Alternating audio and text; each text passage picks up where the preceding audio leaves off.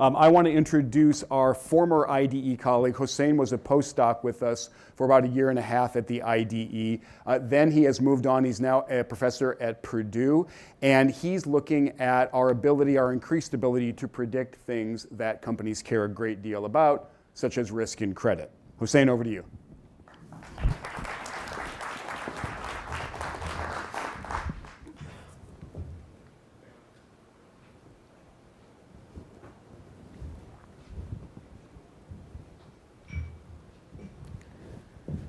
Thank you, Andy. Hi, I'm Hossein. I'm representing a team of researchers here, Shahar Reichman and George Westerman from MIT IDE, and also one of our great sponsors, MassMutual. We've been hearing this since this morning, and Sinan did a great job of framing this. Thanks to the digital revolution, a lot of the things that we're doing are either digital by nature, like checking your Facebook, spending time on online social media, reading online news and stuff like that, or as our friends at BMW, gave us examples. There's some sort of a digital interface. So what we're doing throughout the day, we'll leave digital exhaust and a digital footprint. Now that kind of information is useful to learn things about people and also learn things about a lot of things. And also, it's useful in predicting things that are interesting.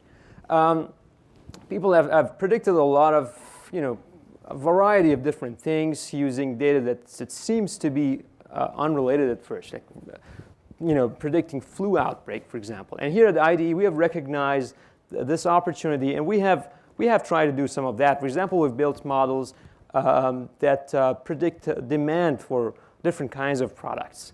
Now let's step back a little bit. In October last year, GT Advanced Technologies filed for bankruptcy. Now this was a cool company. It had a cool product, high quality sapphire glass, and a cool process to manufacture this product. And they had a seemingly lucrative deal with Apple. To build a lot of screens for their mobile devices. But then all of a sudden, one day, investors and others realized that this company, the stocks were so high and so on, it has filed for bankruptcy. So not only the investors were caught by surprise here, but also presumably if you think that Apple at least was not fully aware of the extent of the problems, Apple was also surprised, so now they had to deal with the issue and find a new supplier.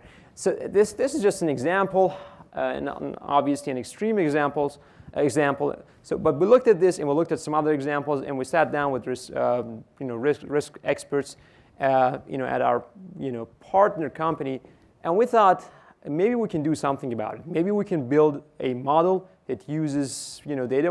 Maybe we can leverage some of our expertise and things that we've learned through the models that we've built to try to predict this slightly better. Now, we were not the first trying to do this. There are many people who have built predictive models. For example, a lot of them in finance that use the most intuitive kind of data that comes to mind, and financial data, to predict this. Data from quarterly and annual reports. And that makes a lot of sense because that kind of data is a very, very good indicator of the financial health of a company. Now, what's the shortcoming with this approach? It is that this kind of data is only updated every 3 months. So when you build a predictive model and you get results about how risky a company is, your results are not going to change for 3 months. They're going to stay the same. So then we thought, maybe we can use data that's more real time, and data that's publicly available. All of us can basically have access to it, most parts of this data, to predict the same thing. And that's essentially what this basically frames our research question and our data sources in a very simple way. Our goal was we set a specific goal. We tried to predict credit downgrade. of public companies because we wanted to have data on these companies. We focus on 3 major rating agencies, Moody's, S&P, and Fitch. And we use a variety of data sources. We use financial data. That's the most important piece of data. We use online activity data. We use data on Google searches and Wikipedia. I'm going to talk about that. And then we started also thinking about this. It's very important to have information about the focal company, the company for which we want to predict, credit risk. But, companies are not, islands. They are related to other companies. So a company is part of a value chain. They have their suppliers and they have their customers, and how well those partners are doing. It's reasonable that it affects how well you are doing. I mean, if you have a major supplier and they are in trouble, you're probably also going to be in some kind of trouble. So we also collected data on the network of companies and where these companies stand in relationship to each other. So let's take a look at each of these data sources. For Google searches, we used Google Trends data. I think most of you are familiar with this. We have seen people using this kind of data, which is also publicly available. Everyone has access to it to predict all kinds of things and to gain insight into all kinds of situations. This shows the search volume for the keyword Lehman Brothers. Well, as you would expect, in 2008, around the time when they filed for bankruptcy, you have this significant peak of search results. And that was sort of the idea. So we thought, maybe there's some signal in this data. Maybe some people sense that things are happening and they go search for it. And that's what we normally do. We want to learn about things. So we collected data about searches on company names, and also company names combined with a bunch of keywords that are negative keywords that you would assume are somehow related to bad things happening to a company, things like loss, debt, problems, issues, stuff like that. So that was our first data source. Now, Wikipedia, it's become such an integrated part of our everyday lives. We want to learn something. I don't know about you, but for me, the first place that I go to is Wikipedia. The same is for companies when I want to learn about a company. And we focus on a simple measure, which is basically the number of visits to a company's page. Again, the idea is that there's probably some kind of signal, about people wanting to, for some reason, becoming conscious of this company, wanting to learn about it. Of course, there's also noise for this specific company. We have one peak, which is at the same time where there's been some management changes in this company, and we have another peak, which is related to some kind of community, programs that they started. So there's both signal and noise. It was not clear when we started this whether this kind of data is going to be useful or not. And finally, for the network of companies, we got data from Bloomberg SPLC database, which this is sort of the proprietary data source that we used. We had access to through MIT, so we collected data about all of the suppliers and customers for a given company, and also the share of the transactions that they have with these companies. Once we had the data, next step was to build a model. We built a variety of models. The main model is a discrete time hazard model. I think some of you at least are familiar with survival analysis, basically trying to measure the risk of an event over time. And it was discrete because we basically broke our data set into discrete periods of time, essentially weeks, and tried to measure how risky it is for a company to be downgraded within that week. When you frame this problem correctly, it actually boils down to a very simple classification problem. In this case, we use, for example, logistic regression. And I don't want to get into the details of the model, but you can see that basically the risk of downgrade is related to, according to our model, to 4 kinds of data: financial data about a company, Google Trends data, Wikipedia, and also network data. Which network data, by the way, could basically be all kinds of this data that we have here for the partners. So that's a huge number of variables. We did the things that you normally do when you are you're doing a predictive model. So we tried to test our models. We had a good number of models that we tried, and so we estimated the model. We basically divided our data into two parts, estimated the model using one part, tested the model using another part, and we did it like 10,000 times to make sure that our results are not a product of just randomness.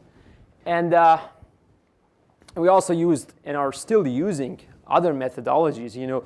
For example, random forest. Well, it's a very popular machine learning technique that's used in predictive models.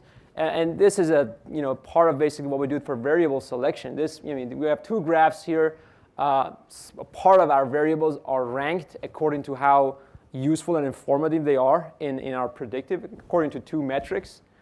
And now let's take a look at the results. What are we seeing here? Well, this is a graph that's it's called an ROC graph or an ROC curve. And it provides a very simple way to compare different predictive models. As you can see here, well, this is sort of the performance of our, the average performance of our models. And you want this curve to be all the way to the top. And in that case, the area under this curve is going to be equal to 1. 1 times 1 equal to 1. And that's ideal. That's like the best model that you can have. Here, this diagonal line, that represents coin toss. You just figure out the average, downgrade rates. You design a coin that has, that percentage probability of, having, being heads and tails and so on, and you just do coin toss, and you decide. So that's completely random, and for that kind of model, the area is 0.5. If we only include financial data in our model, we get an area under the curve of 0.8. If we also add the other variables, the online data and in the network data, our area under the curve improves to 0.87, which is a sizable improvement. So now we had this model. We thought, OK, let's go back to try the model in some examples. This is the GT-AT example. We did this on a number of other companies. So we got data on this company. And we used our calibration sample, basically, to estimate the model, build the model. And then we fed the data about GT-AT into the model. And we estimated the risk, and we compared it to the rest of the sample. And GT-AT at the time of bankruptcy was among the top 3% riskiest companies in our sample. So that was cool. And we did this for a few other companies, and we got similar results. So that was very encouraging. And we did some other analyses. We estimated the model for past data before 2011, and then we used that estimated model to predict the risk for future downgrades for companies in the future, 2011 and later. 17 downgrades happened during this period, in the future period. We correctly predicted 14 of them, which means a true positive rate of 82%, with a 4% false positive rate. And these two are related. This is, again, a good result given the setting. Conclusion, and it's still an ongoing work, but we have found some evidence that online data that's publicly available to everyone, is useful in predicting credit risk better. And also data about a company's business ecosystem is also useful in doing that. And we have included some variables, but we're still doing more. And what we're doing now is we're trying to include the full ecosystem data in our analysis, and also add some other online sources of data, like online news and analyst reports and so on. If you have any suggestions, questions, I don't know if we have time now or not. Yes. OK, please. What's the time horizon for your predictions? We've tried different time horizons, but we can do like 2 months, 3 months, 1 month, and the results are kind of consistent. Okay. Yeah. Daniel. Does it predict returns? What? Does it predict returns? Is it that? Is it predict? Is it predictive of returns? Prediction of returns? Well, we have not done that, but I think other people have done that, and they have found that there seem to be some promise there as well. Please. Yeah, sort of a rule of thumb from business school is that if you see that the people in charge of risk in a particular company are being let go, that generally indicates there's trouble coming. Is that something you put into consideration? That's also a good point. And we've been thinking about all kinds of different things. Yeah, that's absolutely right. One of the things that we have had in mind when doing this is because we want to do this, we want to have this in place for the company, companies that invest in other companies or have interest in other companies, to be able to get this new data easily and use it to get predictions.